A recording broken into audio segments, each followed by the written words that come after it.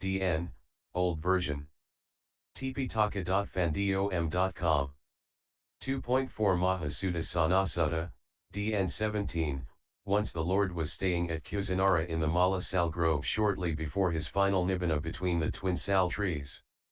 The Venerable Ananda came to the Lord, saluted him, sat down to one side and said, "Lord, may the blessed Lord not pass away in this miserable little town of Wuddalandog, right in the jungle in the back of beyond. Lord, there are other great cities such as Kampa, Rajagaha, Savatya, Sakata, Kosumbi, or Varanasi.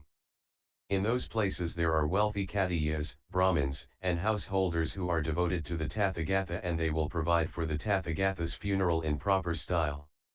Ananda, don't call it a miserable little town of Wuddalandog, right in the jungle in the back of beyond. Once upon a time, Ananda, King Mahasudassana was a wheel-turning monarch, a rightful and righteous king, who had conquered the land in 4 directions and ensured the security of his realm. And this King Mahasudassana had this very Kusinara, under the name of Kusavatai, for his capital. And it was 12 yojanas long from east to west, and 7 yojanas wide from north to south. Kusavatai was rich, prosperous, and well populated, crowded with people and well stocked with food. Just as the Deva city of Alakamanda is rich, so was the royal city of Kusavatai. And the city of Kusavatai was never free of 10 sounds by day or night, the sound of elephants, horses, carriages, kettle drums, side drums, lutes, singing, cymbals and gongs, with cries of eat, drink and be merry as 10th. The royal city of Kusavatai was surrounded by 7 encircling walls. 1 was of gold, 1 silver, 1 beryl, 1 crystal, 1 ruby, 1 emerald, and 1 of all sorts of gems. Kusavatai was surrounded by 7 rows of palm trees, of the same materials. The gold trees had gold trunks with silver leaves and fruit, the silver trees had silver trunks with gold leaves and fruit. The beryl had beryl trunks with crystal leaves and fruit, the crystal trees had crystal trunks with beryl leaves and fruit. The ruby trees had ruby trunks and emerald leaves and fruit, the emerald trees had emerald trunks and ruby leaves and fruit, while the trees of all sorts of gems were the same as regards trunks, leaves and fruit.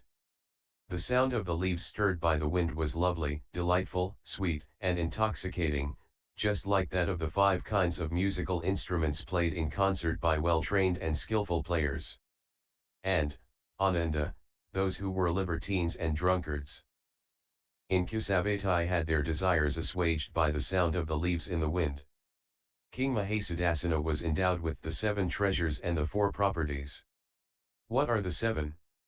Once, on a fast day, the divine wheel treasure appeared to him, 1,000-spoked, complete with felloe, hub, and all appurtenances.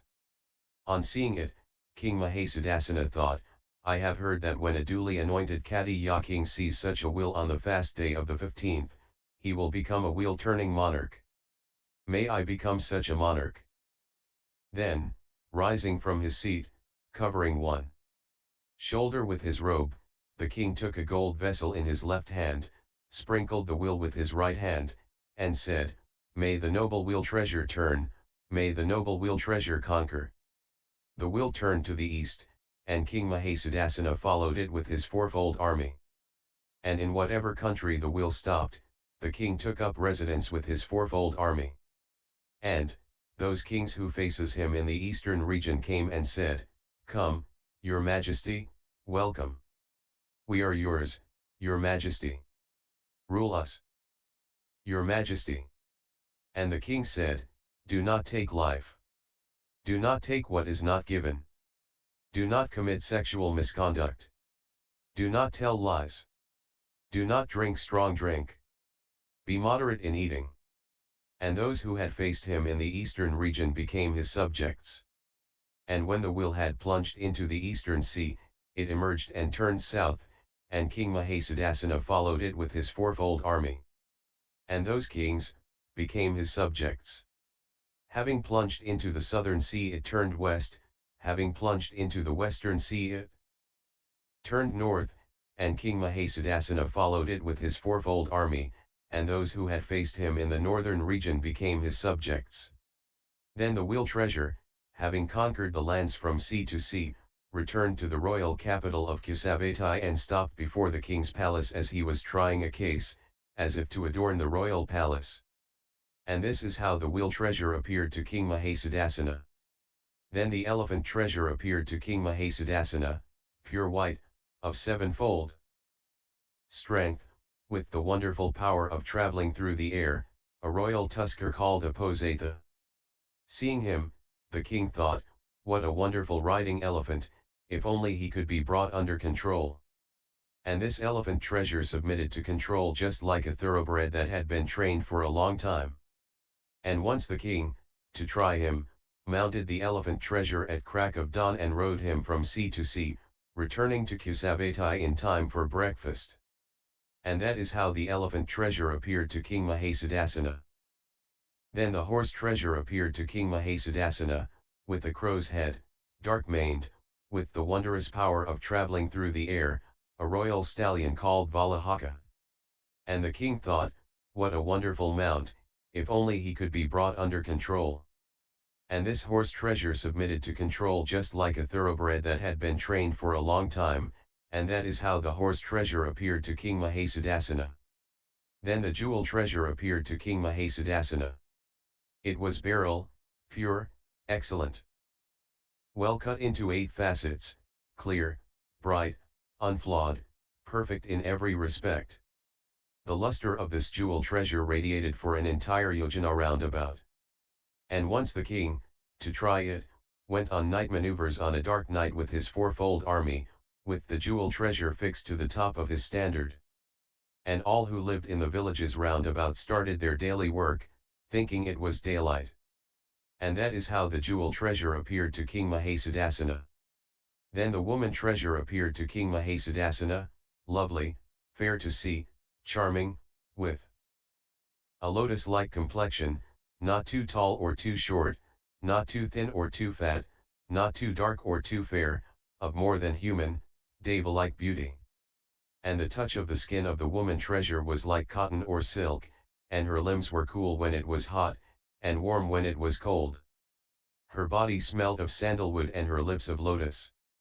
This woman treasure rose before the king and retired later, and was always willing to do his pleasure, and she was pleasant of speech.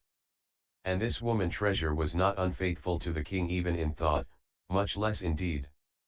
And that is how the woman treasure appeared to King Mahasudassana. Then the householder treasure appeared to King Mahasudassana. With the divine eye which, as the result of Kama, he possessed, he saw where treasure, owned and ownerless, was hidden. He came to the king and said, "Have no fear, your majesty, I will look after your wealth properly." And once, the king, to try him, went on board a ship and had taken to the current in the middle of the Ganges. Then he said to the householder treasure, "Householder, I want some gold coin." "Well then, sire, let the ship be brought to one bank. I want the gold coins here." Then the householder touched the water with both hands and drew out a vessel full of gold coins, saying, "Is that enough, sire?" "Will that do, sire?" And the king said, "That is enough, householder, that will do, you have served me enough." And that is how the householder treasurer appeared to King Mahasudassana. Then the counselor treasure appeared to King Mahasudassana. He was wise, experienced, clever and competent to advise the king on how to proceed with what should be proceeded with, and to withdraw from what should be withdrawn from, and to overlook what should be overlooked. He came to the king and said, "Have no fear, your majesty, I shall advise you." And that is how the counselor treasure appeared to King Mahasudassana, and how he was equipped with all the 7 treasures. Again, Ananda, King Mahasudassana was endowed with the 4 properties. What are they? Firstly, the king was handsome, good to look at, pleasing, with a complexion like the finest lotus, surpassing other men. Secondly, he was long-lived, outliving other men. Thirdly, he was free from illness, free from sickness, with a healthy digestion, less subject to cold and heat than that of other men. Fourthly, he was beloved and popular with Brahmins and householders. Just as a father is beloved by his children, so he was with Brahmins and householders. And they were beloved by the king as children are beloved by their father. Once the king set out for the pleasure park with his fourfold army, and the Brahmins and householders came to him and said, "Pass slowly by, sire, that we may see you as long as possible." And the king said to the charioteer, "Drive the chariot slowly so that I can see these Brahmins and householders as long as possible." Thus King Mahasudassana was endowed with these four properties. Then King Mahasudassana thought, "Suppose I were to construct lotus ponds between the palm trees, 100 bow lengths apart." And he did so.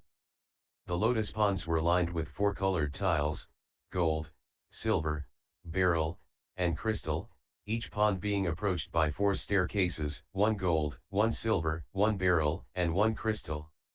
And the gold staircase had gold posts with silver railings and banisters, and so on. And the lotus ponds were provided with two kinds of parapet, gold and silver, the gold parapets having gold posts, silver railings, and banisters, and the silver parapets having silver posts, gold railings, and banisters. Then the king thought, "Suppose I were to provide each pond with suitable flowers for garlands, blue, yellow, red and white lotuses which will last thought all seasons without fading." And he did so. Then he thought, "Suppose I were to place bathmen on the banks of these ponds, to bathe those who come there." And he did so.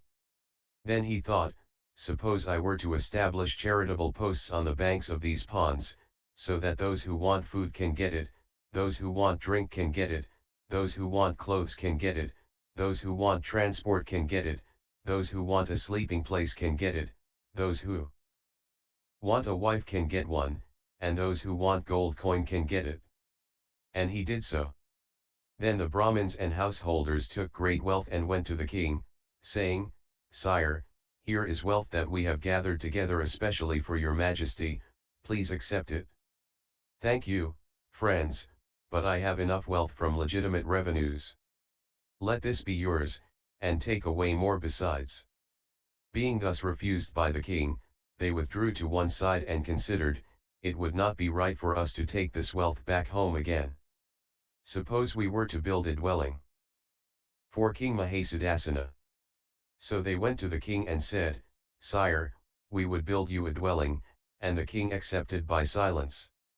Then Sakka, ruler of the gods, knowing in his mind King Mahasudassana's thought, said to the attendant Deva Visakama, "Come, friend Visakama, and build a dwelling for King Mahasudassana, a palace called Dhamma." "Very good, Lord," Visakama replied, and, as swiftly as a strong man might stretch his flexed arm or flex it again, he at once vanished from the heaven of the 33 and appeared before King Mahasudassana, and said to him, "Sire, I shall build you a dwelling, a palace called Dhamma." The king assented by silence, and Visakama built him the palace of Dhamma. The palace of Dhamma, Ananda, was a yojana in length from east to west, and half a yojana wide from north to south. The whole palace was faced up to 3 times a man's height with tiles of 4 colors, gold, silver, beryl, and crystal, and it contained 84,000 columns of the same 4 colors. It had 24 staircases of the same 4 colors, and the gold staircases